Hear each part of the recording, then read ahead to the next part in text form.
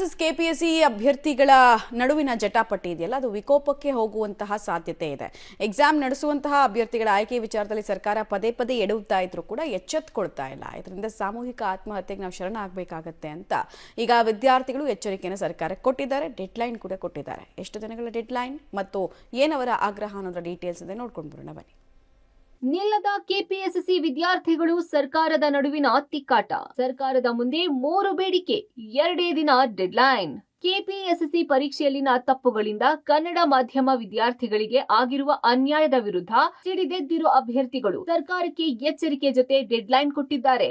ಪರೀಕ್ಷೆ ಲೋಪ ಸಂಬಂಧ ಹಲವು ಬಾರಿ ಪ್ರತಿಭಟನೆ ಮೂಲಕ ಸರ್ಕಾರವನ್ನ ಎಚ್ಚರಿಸುವ ಕೆಲಸ ಮಾಡಿದ್ರೂ ಸರ್ಕಾರ ಕ್ರಮ ಕೈಗೊಂಡಿಲ್ಲ. ಹೀಗಾಗಿ ಅತಂತ್ರ ಸ್ಥಿತಿಗೆ ತಲುಪಿರುವ ಅಭ್ಯರ್ಥಿಗಳು ಈ ಬಾರಿ ಡೂ ಆರ್ ಡೈ ನಿರ್ಧಾರಕ್ಕೆ ಬಂದಿದ್ದು ಸರ್ಕಾರದ ನಿರ್ಧಾರ ಕೈಗೊಳ್ಳಲು 2 ದಿನದ ಡೆಡ್ಲೈನ್ ಇಟ್ಟಿದ್ದಾರೆ.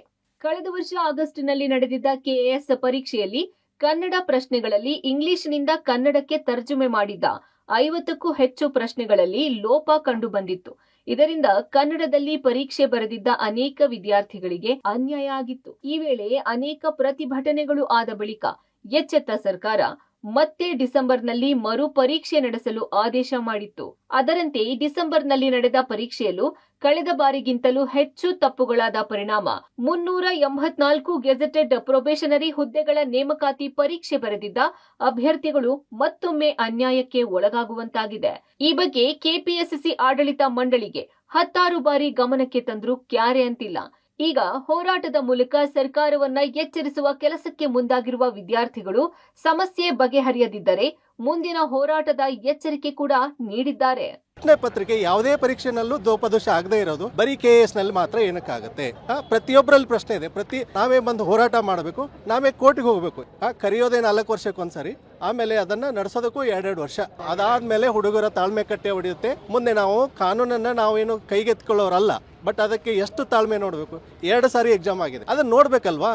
ಆ ದೋಷ ಆಗಿದ್ದನ್ನ ಪರಿಶೀಲಿಸಬೇಕಲ್ಲ. ತಪ್ಪಾಗಿರೋದನ್ನ ನೇರವಾಗಿ ತಪ್ಪಾಗಿದೆ ಅಂತ ನೋಡಕ್ಕೇನು ಪ್ರಶ್ನೆ ಪತ್ರಿಕೆನೇ ಅವ್ರ ಕೈಯಲ್ಲಿ ಇದೆಯಲ್ಲ, ಸೊ ನೋಡಬಹುದು. ಯಾರೇನು ಸುಮ್ನೆ ಮಾತಾಡ್ತಾರ? ಸರ್ಕಾರದಲ್ಲಿ ಸೂಕ್ಷ್ಮ ಸಂವೇದನೆ ಇಲ್ಲ, ರಾಜಕೀಯ ವ್ಯಕ್ತಿಗಳಿಗೆ ವಿದ್ಯಾರ್ಥಿಗಳ ಕಡೆಗೆ ಗಮನ ಇಲ್ಲ.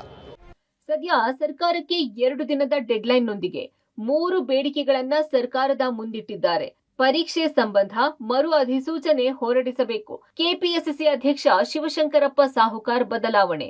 ಪ್ರಶ್ನೆ ಪತ್ರಿಕೆ ಮೊದಲು ಕನ್ನಡದಲ್ಲಿ ತಯಾರಾಗಿ ಬಳಿಕ ಇಂಗ್ಲಿಷ್ಗೆ ಅನುವಾದ ಮಾಡಬೇಕೆಂಬ ಬೇಡಿಕೆ ಇಟ್ಟಿದ್ದಾರೆ.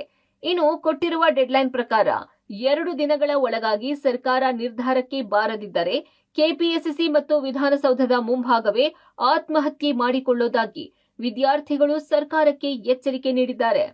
ಸರ್, ಈಗ ಸರ್ಕಾರದ ಕೈಲಿ ಕ್ರಮ ಕೈಗೊಳ್ಳಲಿಕ್ಕೆ ಆಗ್ಲಿಲ್ಲ ಅಂತಂದ್ರೆ ದಯವಿಟ್ಟು ಕನ್ನಡದ ಎಲ್ಲ ಮಕ್ಕಳಿಗೂ ದಯಾಮರಣವನ್ನ ಕಲ್ಪಿಸ್ಬಿಡ್ಲಿ ಸರ್. ನಾವು ದಯಾಮರಣ ಪಡಿಲಿಕ್ಕೂ ನಾವು ರೆಡಿ ಇದ್ದೀವಿ. ನೀವು ದಯಾಮರಣವನ್ನ ಕಲ್ಪಿಸಲಿಲ್ಲ ಅಂದ್ರೆ ಕೆಪಿಎಸ್ಸಿ ಮುಂದೆ ಅಥವಾ ವಿಧಾನಸೌಧದ ಮುಂದೆ ನಾವೆಲ್ಲರೂ ಪೆಟ್ರೋಲ್ ತಗೊಂಡ್ಬಂದು ಆತ್ಮಹತ್ಯೆ ಮಾಡ್ಕೊಳ್ಳೋದಕ್ಕೂ ನಾವು ರೆಡಿ ಇದ್ದೀವಿ. ನಾವು 2 ದಿನ, ಈಗ ಮಾನ್ಯ ಮುಖ್ಯಮಂತ್ರಿಗಳೇ ನನಗೆ 2 ದಿನ ಅವಕಾಶ ಕೊಡಿ ಅಂತ ಕೇಳಿದಾಗ ಗೌರವಿತವಾಗಿ ದಿನ ಅವಕಾಶವನ್ನ ಕೊಟ್ಟಿದ್ದಾರೆ. ಸೊ ಅದಕ್ಕೆ ನಾವು ಬೆಲೆ ಕೊಡಬೇಕು. ಒಟ್ನಲ್ಲಿ ಸಮಸ್ಯೆ ವಿಕೋಪಕ್ಕೆ ಹೋಗುವ ಮುನ್ನ ಸರ್ಕಾರ ಎಚ್ಚೆತ್ತುಕೊಳ್ಳಬೇಕಿದೆ. ಇಲ್ಲದಿದ್ದರೆ ಮುಂದಿನ ದಿನಗಳಲ್ಲಿ ಅಭ್ಯರ್ಥಿಗಳ ಹೋರಾಟ ಮತ್ತೊಂದು ಹಂತಕ್ಕೆ ತಲುಪುವ ಸಾಧ್ಯತೆ ಇದ್ದು 2 ದಿನದಲ್ಲಿ ಸರ್ಕಾರ ಈ ಬಗ್ಗೆ ಕ್ರಮ ಕೈಗೊಳ್ಳುತ್ತಾ ಕಾದು ನೋಡಬೇಕಿದೆ.